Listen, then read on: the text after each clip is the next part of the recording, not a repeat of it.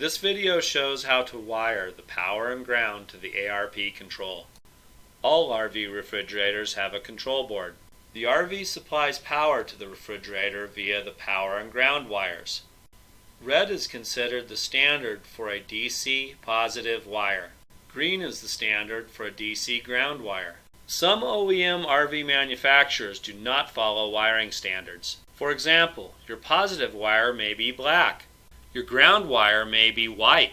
It is up to the installer to determine the wire colors for the RV power and ground supplying the refrigerator control board.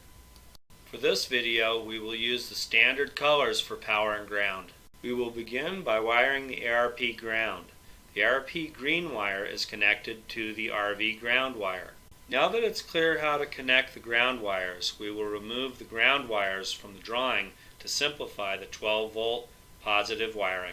The most basic positive 12-volt wiring is to remove the RV power from the RV refrigerator control board and connect it to the red ARP control wire. Next, connect the ARP yellow wire to the positive 12-volt terminal on the refrigerator control board. Next, we will introduce ARP wiring with the recalls. Both Norcold and Dometic have had an ongoing series of recalls due to fire issues. On the newer refrigerators, the recalls are wired directly to the Dometic and Norcold control boards.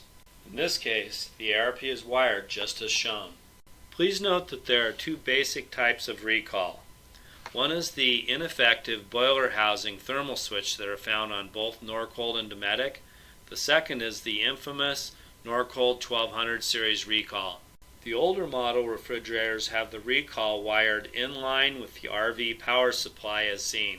In this case, remove the wire supplying power to the refrigerator control board and connect it to the ARP red wire. Next, connect the ARP yellow wire to the control board 12-volt positive.